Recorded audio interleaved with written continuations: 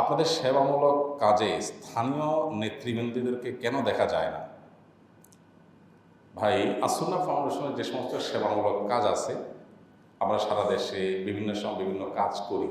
আপনারা জানেন এই সমস্ত কাজগুলোতে স্থানীয় রাজনৈতিক নেতা অথবা বিভিন্ন পর্যায়ের গণ্যমান্য ব্যক্তিবর্গ, বিশেষ করে রাজনৈতিক নেতৃবৃন্দ, প্রশাসনের গুরুত্বপূর্ণ ব্যক্তিবর্গ, ওনাদেরকে রাখার ব্যাপারে আমাদের কোনো বিশেষ চেষ্টা থাকে না। বিশেষ করে রাজনৈতিক নেতৃবৃন্দ রাখার ব্যাপারে আমাদের বরং অনাগ্রহ বেশি থাকে। আপনারা অবাক হবেন যে আমাদের এর আগের একটা প্রকল্প, যে কোনো একটা প্রোগ্রাম বাস্তবায়ন করার সময় রাষ্ট্রের গুরুত্বপূর্ণ একটা চেয়ার মন্ত্রী বা এই পর্যায়ের মানুষ আমাদেরকে অফার করা হয়েছে যে আপনারা ওনাকে এটাতে অতিথি করেন। তো আমরা আসলে বিনয়ের সাথে চেষ্টা করি এই বিষয়গুলোকে অ্যাভয়েড করার। অনেকে ভুল বোঝেন, যেমন প্রশ্ন করছেন যিনি, খুব মানসিকতা করেছেন কি জানি, অনেকে মনে করেন যে আপনারা যেখানে শীতবস্ত্র বিতরণ করবেন, ইফতার বিতরণ করবেন, ওখানে স্থানীয় এমপি সাহেব, চেয়ারম্যান সাহেব থাকলে সমস্যা কি? সমস্যা আসলে আছে ভাই। আমরা অনেক সময় এই সমস্ত নেতাদের সহযোগিতা নিই যে আপনি আমাদেরকে তথ্য দেন, তথ্য দিয়ে সাহায্য করেন, কোথায় গরিব আছে বলেন, কিন্তু আমরা আমাদের মধ্যে বন্টন করব।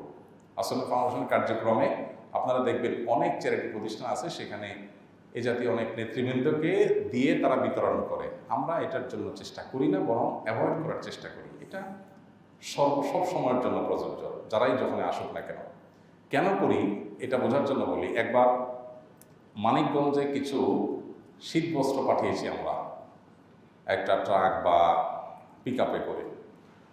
তো সেখানকার একজন জনপ্রতিনিধি, আমি নাম বা পদের কথা না বললাম, তিনি আমাদের সেখানকার যে স্থানীয়ভাবে যারা ভলান্টিয়ারি করতেছে, আল্লাহর জন্য যারা খাটে, পরিশ্রম করে, কোনো বিনিময় নাই, পয়সা করি নাই, সেই ভলান্টিয়ার যিনি আছেন, আলেম, মসজিদের এক ইমাম আছেন, ওনাকে বলতেছেন যে এটা আপনারা আমাদের কাছে দেন, আমরা আমাদের ছেলেপেলেদেরকে দিয়ে বিতরণ করে দেব।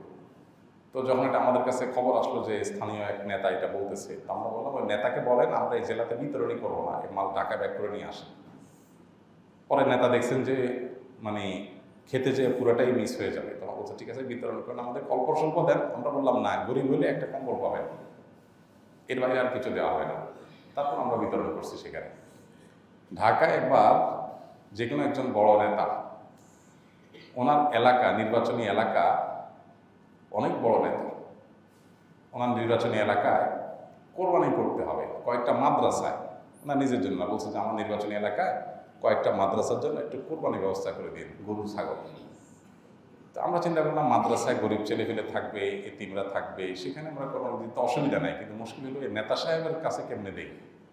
কোরবানি হয়ে যায় না আমরা নিজেরা কোরবানি হয়ে যাই, কেমনে বুঝি?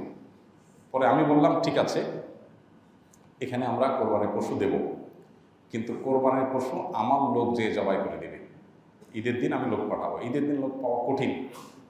তো আমি এক ভাইকে, একজন মাওলানা, ওনাকে অনুরোধ করলাম ওই এলাকার, বললাম ভাই আমার এই ছাগল গরুগুলা এগুলা থাকবে অমুক অমুক জায়গায়, আপনি ঈদের দিন যা একটা একটা করে সব জবাই করে নিজে হাতে জবাই করে দিয়ে আসবেন, যাতে করে এই কোরবানি জীবিত কোরবানি যেন না হয়ে যায়, বেচা যেন না হয়ে যায়।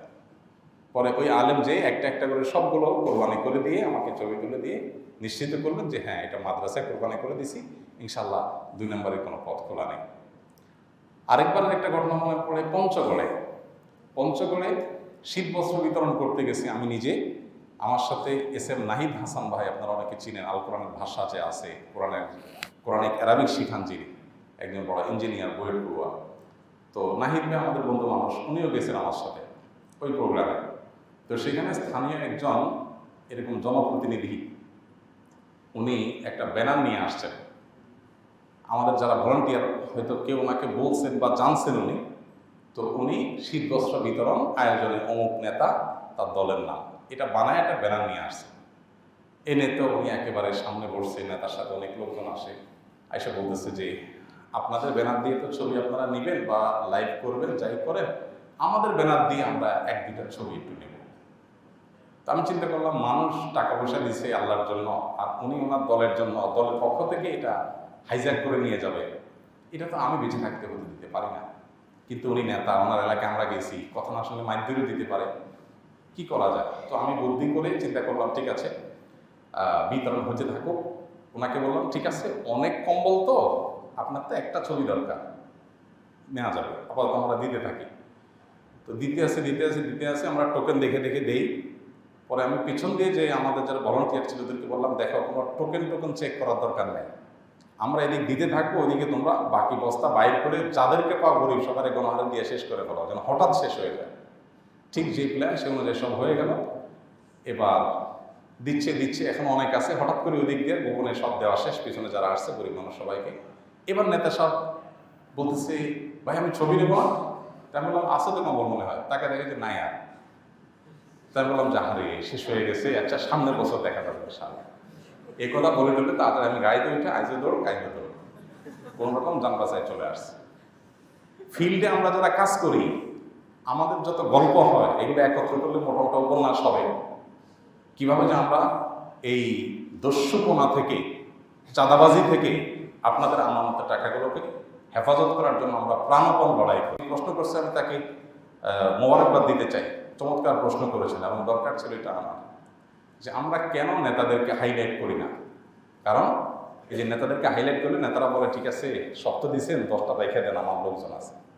তো ওনার এই অজানা অচেনা লোকজন বা নেতা কর্মীদের পেট ভরার জন্য অন্তত আমরা মানুষের টাকা ব্যবহার হতে দিই না। আমাদের জ্ঞাতসারে আজও পর্যন্ত কোনো প্রজেক্টে আলহামদুলিল্লাহ এরকম কেউ এসে ভাগ বসাবে মানুষের দানের টাকা, সে সুযোগ আমরা আলহামদুলিল্লাহ এখনো পর্যন্ত আমাদের জানাতে দেই নাই, আল্লাহ শুকর।